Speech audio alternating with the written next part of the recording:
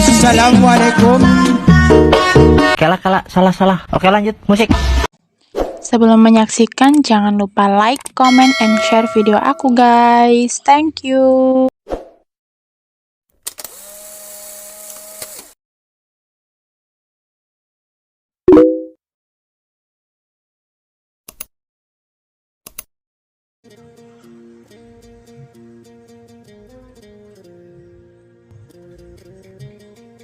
Materi ke-7, Peradaban Islam masa dinasti Aghlabiyah, Fatimiyah, dan Ayyubiyah. Dinasti Aghlabiyah, satu dinasti Islam di Afrika Utara yang berkuasa kurang lebih 100 tahun. Wilayah kekuasaannya meliputi Ifriqiya, Algeria, dan Sisilia. Aghlabiyah memang merupakan dinasti kecil pada masa Abbasiyah, yang para penguasanya adalah berasal dari keluarga Bani al-Aghlab, didirikan oleh Ibnu al-Aghlab sehingga dinasti tersebut dinamakan Aghlabiyah. Selanjutnya ada dinasti Fatimiyah. Dinasti Fatimiyah terhadap peradaban Islam sangat besar pengaruhnya, baik dalam sistem pemerintahan maupun dalam bidang keilmuan. Masa keemasan dinasti Fatimiyah dimulai pada periode Al-Mu'iz dan memuncak pada masa Al-Aziz. Selanjutnya ada dinasti Ayyubiyah yang dinisbatkan kepada Najmuddin Ayyub bin Shadi dari suku Rawadiyah yang beretnis Kurdi. Najmuddin Ayyub adalah saudara Asauddin Shirkuh. Meskipun demikian, dinasti Ayyubiyah didirikan oleh Salahuddin al-Ayyubi pada tahun 1171 Masehi setelah menaklukkan Al-Adid. Khalifah terakhir Bani Fatimiyah. Materi ke-8 ada sejarah perang salib dan sejarah invasi Mongol ke dunia Islam.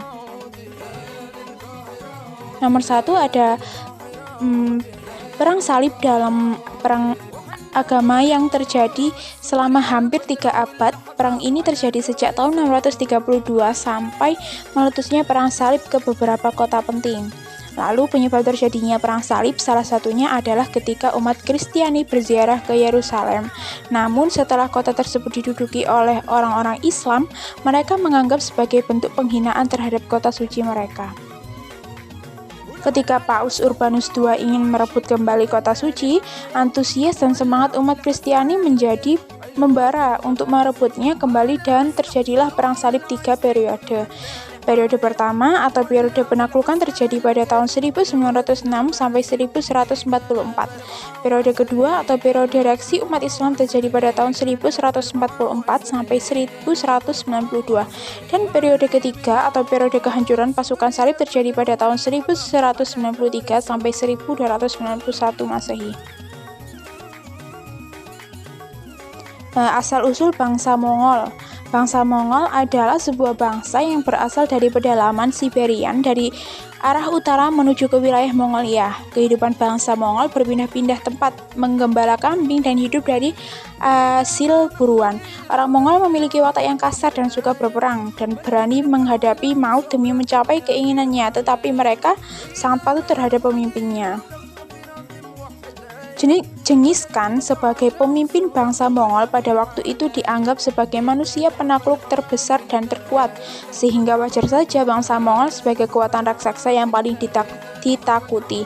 Di samping karena keberaniannya dan sikap ambisiusnya, Genghis Khan mempunyai antusias yang sangat tinggi untuk meluaskan kekuasaannya ke negeri-negeri lain, dan bahkan dia bertekad untuk menguasai dunia, yakni dengan membentuk dan melatih pasukan perang yang tangguh dan berdisiplin. Kekuasaannya diteruskan oleh cucunya Hulagu Khan.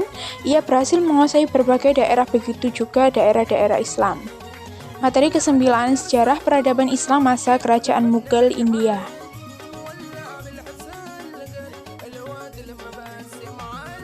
Dinasti Mughal adalah dinasti yang didirikan oleh seorang keturunan Mongol yang bernama Zahiruddin Muhammad Babur. Ia mulai memimpin pertama kali pada usia 11 tahun dan berakhir pada usia 48 tahun. Kemudian digantikan oleh Sultan Humayun. Setelah Sultan Humayun wafat, kemudian digantikan oleh Sultan Akbar I. Setelah Sultan Akbar I berkuasa, maka muncullah pengganti yang lainnya bernama Sultan Jahangir Shah Jahan dan Aurangzeb. Sayangnya, setelah masa Aurangzeb, dinasti Mughal mengalami fase kemunduran. Ini disebabkan karena para para penggantinya adalah orang yang lemah, sehingga kekuasaan dinasti Mughal berakhir pada masa Bahadur Shah karena dikalahkan oleh EIC. Sumbangsih dinasti Mughal terhadap pertumbuhan kebudayaan Islam di India tentunya sangat banyak. Ini dibuktikan dengan banyaknya peninggalan bersejarah yang bernuansa Timur Tengah. Sebut saja Taj Mahal, yang dibuat oleh Shah Jahan. Selain itu, ada pula bangunan bersejarah lainnya seperti Masjid Raya Delhi, Istana Lahore, dan bermacam-macam villa peninggalan Daulah Mughal. Pada masa Aurangzeb, ada sebuah sastra yang berjudul Akbar Nama dan Aini Akbar hasil karya Abu Fadl yang mengisahkan sejarah kepemimpinan dinasti Mughal. Materi ke-10 ada peradaban Islam masa kerajaan Safawiyah di Persia, Iran. Berdirinya kerajaan Safawi di Persia bermula dari gerakan tarekat keagamaan yang diprakarsai oleh Safi ad-Din. Tarekat ini bertujuan untuk memerangi orang-orang ingkar dan ahli bid'ah.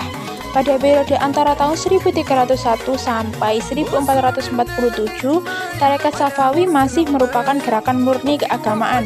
Namun, setelah memasuki periode antara tahun 1447 sampai 1501, murid-murid tarekat Safawi mulai memasuki gerakan politik. Hingga pada tahun 1501, pimpinan tarekat Safawi pada saat itu memproklamirkan berdirinya kerajaan Safawi serta menetapkan Syiah 12 sebagai agama negara.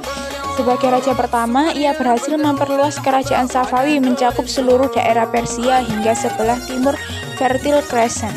Puncak kejayaan dari kerajaan Safawi sangat terasa pada masa pemerintahan Shah Abbas I. Kondisi politik, ekonomi, sosial, maupun keagamaan mengalami kemajuan pada saat itu. Materi ke-11 ada sejarah peradaban Islam masa kerajaan Turki Utsmani. Berdirinya Daulah Utsmani merupakan kelanjutan dari Daulah Abbasiyah. Daulah Utsmani mampu melanjutkan estafet kepemimpinan berikutnya sebagai daulah yang berjaya di Asia dan Eropa. Pada masa itu, puncak kejayaan Islam berhasil mencapai puncak tertinggi dengan menggabungkan kekuasaan tiga benua, yaitu benua Asia, Afrika, dan Eropa. Riwayat Daulah Utsmani yang telah berdiri kurang lebih selama 625 tahun harus berakhir pada 3 Maret 1204 karena Majelis Nasional Agung dalam sidang sejak Februari 1924 memutuskan untuk menghapus jabatan khalifah. Daulah Utsmani berkuasa lebih dari 6 abad lamanya. Wilayah kekuasaannya meliputi sebagian Asia, Afrika, dan Eropa. Puncak kejayaan Daulah Utsmani berlangsung pada masa pemerintahan Sulaiman I.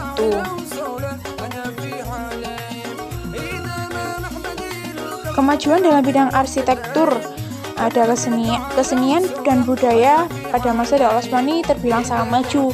Bukti peninggalan tersebut masih terjaga dan terawat dengan baik.